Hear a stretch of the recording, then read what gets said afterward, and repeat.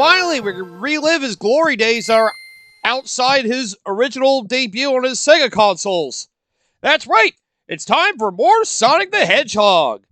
So welcome everybody, this is your host, the MJ4106. And it's finally time into a Sonic game I've been wanting to do for a long time, actually. And well, I guess you could say it's a prequel to what I did with the Sonic Rush games back then on the DS. And yes, it's the Game Boy Advance outings, starring, of course, your good old man, Sonic the Hedgehog. Not to mention his other lovable companions, Tails, Miles, Prower, because of course, you can be more than just Sonic in these games. That's part of what people love about him. Along with Knuckles the Echidna.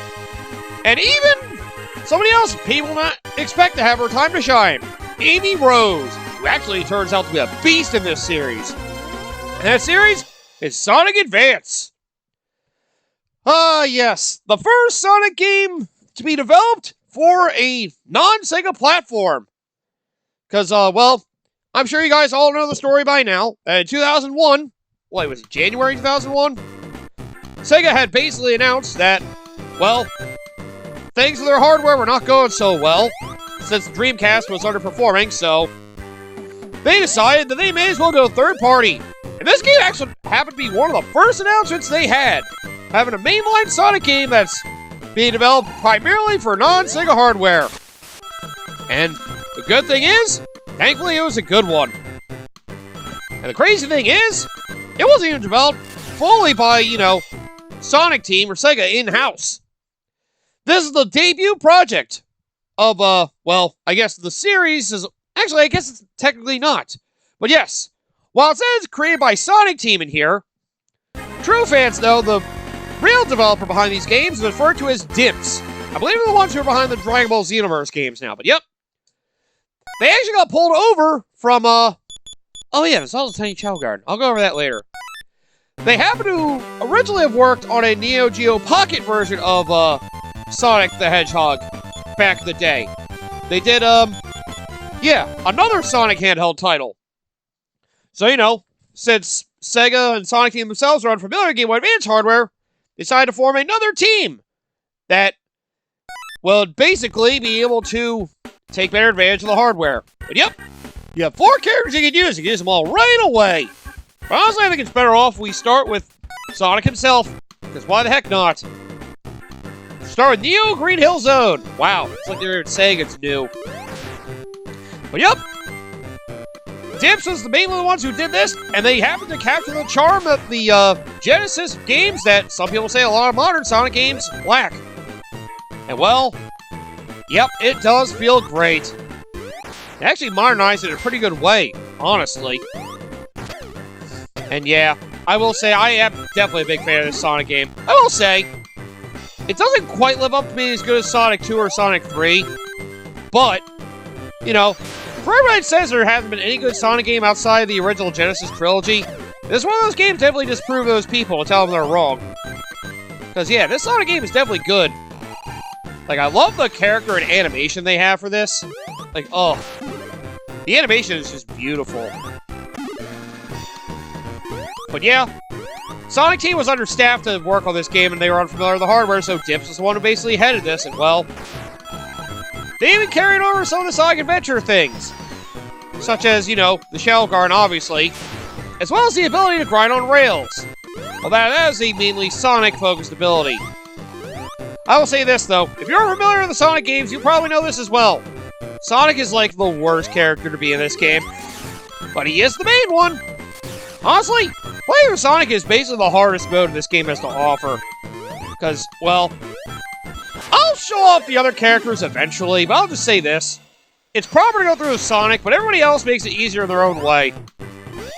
One of those characters is arguable, but, well, if you see me play through Sonic 3 and Knuckles, you're well aware that, friggin' Knuckles and Tails have the ability to fly.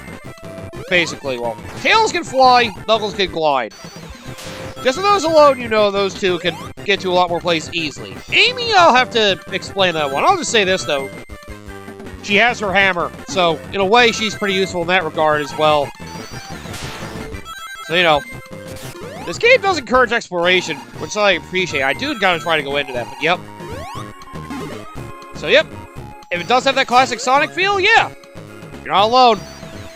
A lot of people love these Sonic Advance games. The fact they capture some of the old spirit and energy that people love about the Genesis ones. And unfortunately, a lot of the modern ones just have not managed to nail down right. And well, if you happen to be unfamiliar with Sonic, why the hell are you here anyway? No, I'm kidding. Hey, if you're somebody new trying to see a Sonic game for the first time, which I find very unlikely on my channel, well, for some people, this might be their first Sonic game they get. God, now that I think about it. It's like Sonic Rush for some as well. Because, well, yeah. Not a lot of people in the Americas had Sega hardware because, you know, it was bigger in Europe. I think South America as well for some reason. But yeah. It's basically a rival platformer Mario, of course. Oh god!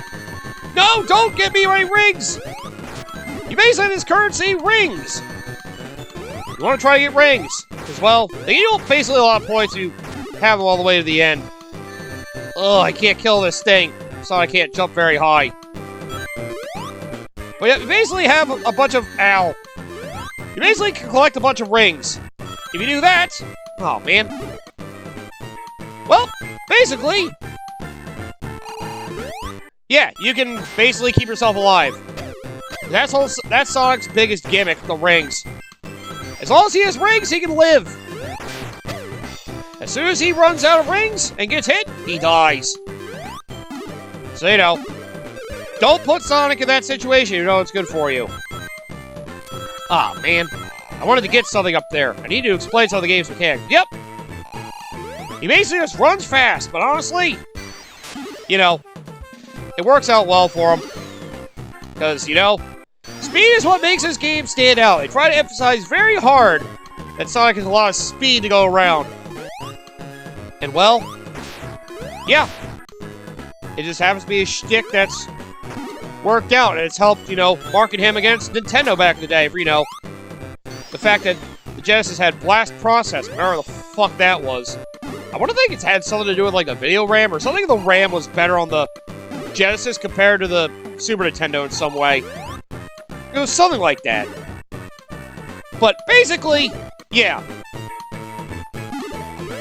That's basically how Sonic came about. I mean, hey, the whole concept for Sonic games being the way they were developed was mainly because the main developer at the time loved speedrunning, you know, the original Super Mario Brothers and the like. Ugh, I'm trying to get up there. There's a reason I'm trying to get up there. I hate this Buzz Bomber.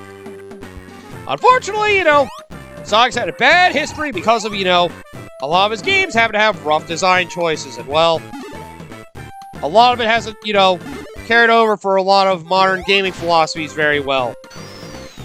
I mean, believe me, that's not to say that, you know, it should be ignored. Definitely not. Even the old school Sonic games have their, yes, there we go, have their own design problems. And you just have to accept. There we go. Alright, so finally I can explain another mechanic. So, special stages! There are sprites you have to find in certain stages. You get to these, you unlock these special stages. Where I have to get 60 rings as you saw there. Ah, damn it. Just move your character around in this weird pseudo 3D environment. It is kind of cool, honestly. Nice reminder that, yes, the Game Boy Advance is in fact more powerful than the frickin' Super Nintendo. It is a 32-bit handheld, technically. Well, a lot of character sprites were technically done in, like, I guess, a 16-bit style, because it just looked typically better that way. There's the backgrounds that took better graphical advantage of the Game Boy Advance. Damn it! Yeah, there's a lot of weird things in this one, but, yep, just collect all the rings. Cool! Ha! And there we go! You got through the first half, now the second half. Basically, have your grand total match this. Yeah, I'd say this is more... I want to say it's kind of reminiscent of Sonic 2's special stages, although it's more, you know, its own new thing. But, you know, oh, you guys might not have seen that, but there was a Chow doll I picked up. Also, there are bombs. Don't hit those. You'll lose 10 rings. With those little yellow ring things, you have to basically press B to do a trick right as you pass through them. Like, a little bit after you pass through, you want to press B to do a trick, and you get the rings from them. There you go. Get through both halves with your rank totals hitting what you need, and you earn a Chaos Emerald. About time you're here, buddy. Where have you been, my life? Running around on a plane, apparently. But yep, that's how you buy the Chaos Emeralds.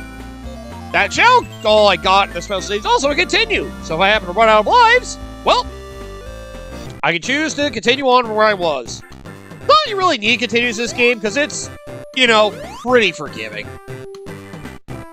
People I spent this episode going over a history of, like, Sonic, but you know, for people unfamiliar with him before he came to Nintendo's handheld, it's kind of a big deal that Sonic had his frigging, you know, Nintendo debut on friggin' Nintendo's Game Boy Advance handheld. Oh, and I guess Sonic Adventure 2 Battle, but like I said, this is the first original game, but yeah. Dims definitely knew what they were doing to capture the charm of 2D Sonic games again. So yep, you basically just go from basically left to right to the end of a stage, and well, you have to basically reach a goal. That is the goal. Have rings to keep yourself alive, because taking damage out of them will make you lose a life. And those weird bright balls on sticks you've been seeing? Checkpoints. If I die, I'll return to those.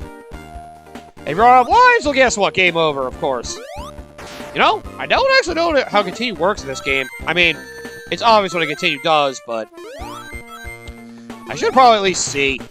The thing is, though, you don't really need continues in this game. It's pretty forgiving, which I will go into, I guess, in a bit. But, yep. The main thing about the rings is you want to keep them for score. Other Sonic games like to make you have to collect rings to be able to access, you know, bonus stages or something like that. Or secret stages, but not a lot of them do that anymore. So, you know, it's more up to you if you're just trying to go for score or you just want to, you know, like to have a lot of money on you. Money is power. But the fun thing with the Sonic games in regards to their level design is kind of a level exploration, honestly. That's why I love the Sonic series myself. Having a bunch of alternate paths through stages can be fun. But yep, Sonic can grind on rails. I'll say that is the thing with all the characters in Sonic Advance that helps it stand out. Every character has basically their own unique abilities. And I will go over the, like I said, I'll go over the other characters later, but for now, Sonic basically, he doesn't have any special jumping maneuvers or any other weapons like the other characters have. But he can run the fastest of all of them, because of course he can. It's supposed to be the fastest Hedgehog alive, fastest thing, however the hell you want to classify it. He's also the one that he has the shoes designed for grinding on rails. So yes, he also do rail grinding, which is something they carried over from his special shoes they had from Sonic Adventure 2. I mean, they had to give him something to help stand out to get to areas the others couldn't, right?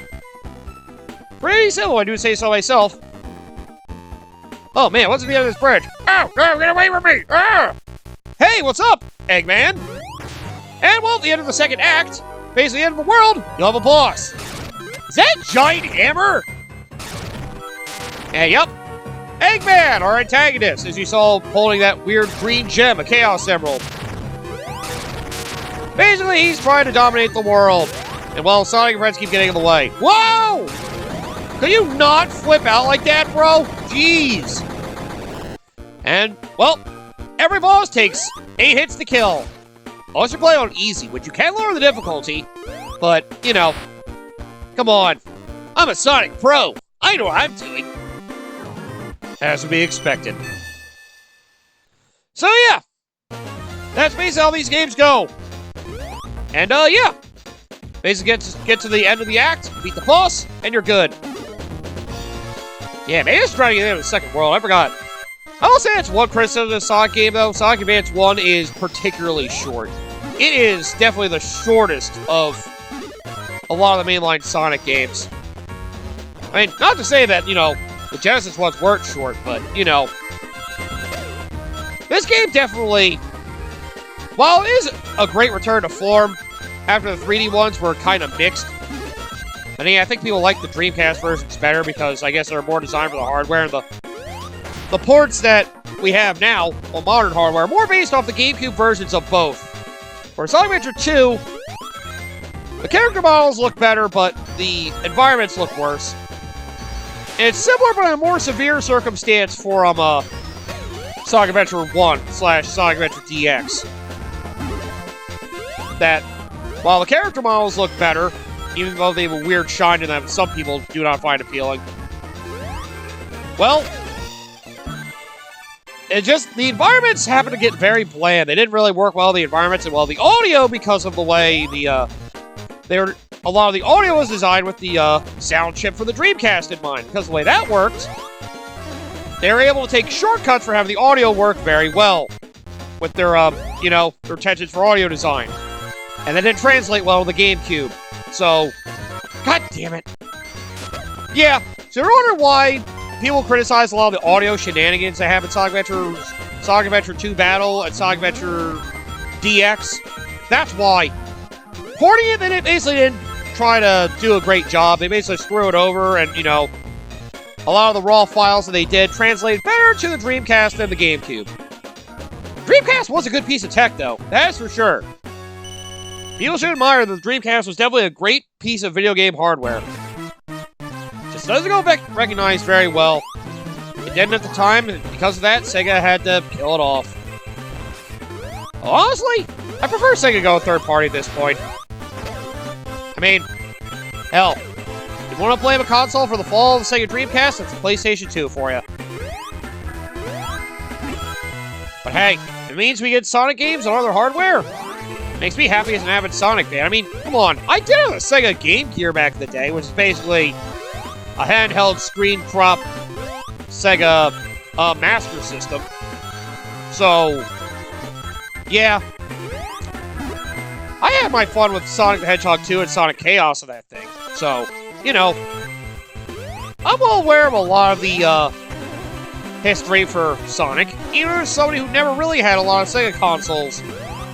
Or any, for that matter. Oh, I will say I have thought about getting a Sega Dreamcast. Whoa! Yeah.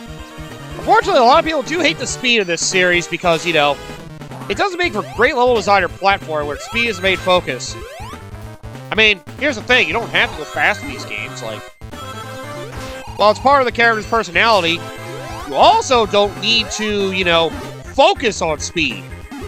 It's just the game emphasizes it to the point it's a meme, but, it is part of its charm, basically the feeling of going fast, and when you do it right and the level design complements it, oh, does it feel good. By the way, here's special stage number 2.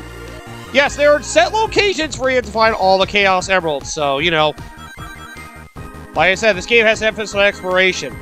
I want to say it's like Sonic 3 in that regard, but honestly, I think it's more like the Game Gear Sonic games. A lot of the Game Gear Sonic games happen to make it so you had to, go to specific locations to find the Chaos Emeralds. And they were just there. There we go. You gotta time it a little bit after you pass through it. You can't flip before you hit the L ring. And you have to time it carefully. Also, yeah, you see that bundle of rings in the middle of the,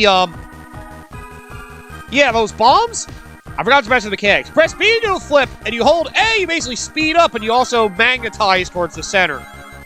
So if you're wondering how you can get in between those bombs and get things that are set in the center of the stage, holding A will do that. I mean, this game makes good use of the mechanics they implemented for the special stage, so, know how to make use of them. You get a lot of rings. Same with the early ones are easy. Yes, another continue. I should show it off at some point. I mean, I don't expect, I'm not going to be playing in a way where my lives and, ow, continues are going to carry over. Yep, that's what happens when you hit a bomb. You lose 10 rings. I didn't get to the center dive fast enough, so I didn't get through them all. Yeah, that is a weird mechanic, that part. Man, these emeralds are easy to find. Yeah, they're easy to find for now. Just wait till later stages. Like I said, though, it gets harder as we go for getting these Chaos Emeralds. Oh, it's gonna get harder. And yep, that's another gimmick with Sonic the Hedgehog. It's been there since the first game. Except, funny enough, the very first Sonic the Hedgehog game only had 6 Chaos Emeralds. This one has 7. And that's pretty much how most of the mainline ones have been since then. Although the handheld Game Gear ones have really flopped like crazy between 5 and 6. They never really did 7 on the Game Gear. But either way, oh yeah, getting 100 rings gets you a life, of course. Getting an item box that has your head on it gets you a life. getting these little bubble things, you basically have shields. This blue one is a magnet shield. It basically will magnetize rings to you, making it very easy to collect rings. The green one's just a protective barrier. Basically, you get hit, you lose it, and don't lose rings. It is useful, especially if you want to save all those rings. I mean, who wouldn't? But yeah, I do like the Sonic games definitely emphasize replayability. Just on the fact you can basically replay a stage, find different routes to go through it all together. That is part of the fun of it, honestly. Here's our next Eggman boss. It's basically a fucking pogo stick. Just gotta make sure he doesn't hit me. I think when he does a giant leap in the air... if you're on the ground, when he lands, you do take damage. So that is a tough one to avoid getting hit on. But yep, 8 hits just like before. You'd think 8 hits would be a lot for a boss in a platform, but, you know, because of how fast-paced Sonic games are, you can keep hitting them.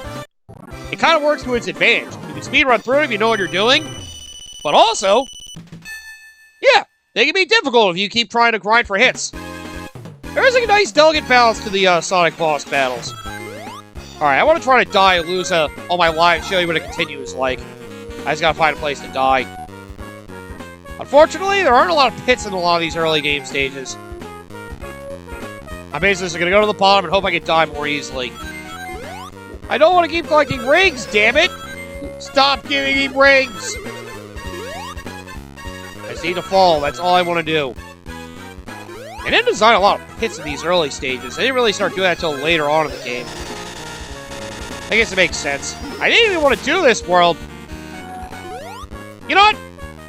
Screw this. Soft reset. We'll save the next two. We'll save the next 2 worlds for next time. But yep. Like I said, the game's very forgiving. You don't need to worry about, you know, running out of lives, because vaguely you go right back to the stage you're on. So, yep. You happen to do stage select just by going back into the game. Because, you know, if you quit the game, it doesn't save your, you know, your lives and continues do not carry over, unfortunately. So, yep. That'd be it for you. If you die, woo! Yep, you hit with rings. That's how you die. So, you know, don't do that. Well, basically show you what happens when you lose all your lives. Wish I had to continue now, but whatever. I might try to show it off another time. I usually show it off in one of the later world stages. But yep. Sonic the Hedgehog is an icon. Something for worse. There you go. Run out of lives? It's game over. So basically you get kicked out and basically have to reselect the stage you were last on. So, yep. That's how that works. Sonic is fun. As be sure. If you get used to the speed, get used to the fast speed, the high speed mechanics. Oh my god, I forgot to mention you gotta hold down, keep mashing A to do the spin dash. Press A again while in midair to do that weird spinning move that Sonic has. Everybody has some midair jumping maneuver pretty much, so. Yeah, something to know. But yep. It's pretty simple platform and can be fun. Now let's end this episode by going over this. Oh, look at this. Yes, they had a Channel Garden in, you know, the GameCube, oh no. I don't want to be here, hang on. The GameCube entries happen to have, you know, a Channel Garden that people loved about the old school Sonic Adventure games. Can I do anything with these rings? Your name is Mururu? No, I don't think so. Your name is going to be... Frank? Yes, he's a weird alien creature. Let's name him Frank. But yep, Channel Garden is the thing that people love about the Sonic Adventure games, as well as the Sonic Advance games. There's weird little creatures you can basically have to, yeah. I love roly-poly round things! Oh god, they talk in this game, that's right. Try to remember. Oh god, what is this? Oh no, it was a match game, I didn't realize it. And you freaking move around? Yeah. Basically, if you had a Game Boy Advance link cable, you could have the, ah, sweet. You could have the, Chow here interact with those of the GameCube, and you can pull onto the GameCube into here. Oh man, I wish I remembered where everything was. I did not really pay attention. So I'm basically gonna guess my way through it all. Oh no.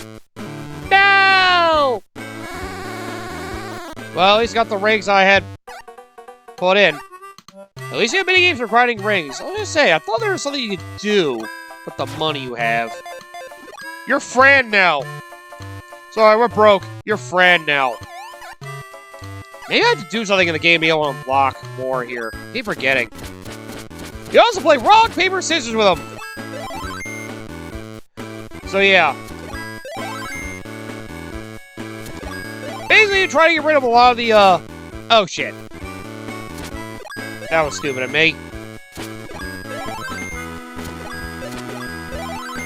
You try to get rid of a lot of these, oh geez.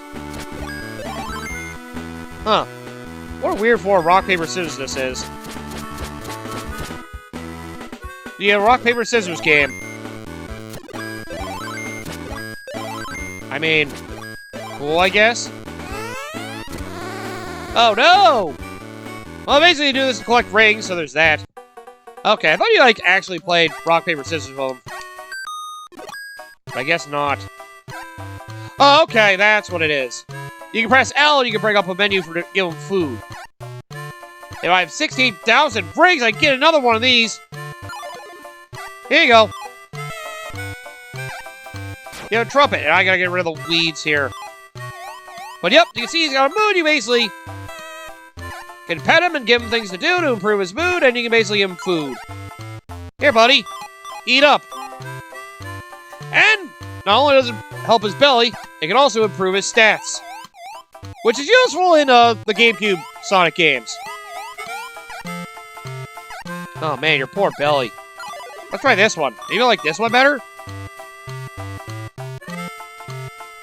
Yeah. At least all the Chow have different, like, specific needs. And why do you think people love these guys? You cute little guy. This is one of the things I wish they'd bring back in modern Sonic. I really, really do. Here, eat this one, damn it! Your fly went up to level 2! It's weird how much easier you are to feed in this game than you are in the GameCube ones. You can always pause and save and exit, but yep, you can take care of a Chow. Thankfully, I don't think a lot of time passes and won't, like, die or anything if you leave it alone. I think it's only active while you are in the Tiny Chow Garden, but... Yep, like I said, if you use the Game Boy Advance link cable with the GameCube to link that up to, yeah, Sonic Adventure 2 Battle, for this game's case, and I guess for the later ones, Sonic Adventure DX, well, you can transfer Chow between the games. With the names and colors and all that. Nice little fun activity that people love the Sonic Adventure games for. Some people say it was the best part about them since the gameplay was questionable sometimes. Rough 3 platforming, you know. But yep, that is the first Nintendo entry for Sonic Advance. We'll end this first episode here. Man, I talked so much about the history of Sonic this episode, which I didn't really mean to do, but you know what? Hey, it's important to know Sonic's history, why this game feels important for the Sonic fans, because, you know, it's proof that good 2D Sonic games were still around even the rise of the 3D platforms like Sonic Adventure. Which, yeah. There's also the other modes I could try to show off too, but I'll worry about that another time. But like I said, if you think this game's too hard, you can at least take it down to easy. You can get rid of the time thing, which, oh yeah, by the way, if you spend more than 10 minutes on a stage, you die. You basically lose a life and go back to your checkpoint of the time reset, which is nice. It's also a sound test, not gonna worry about that. Language! If it's your very first time playing the game, they ask you this, but...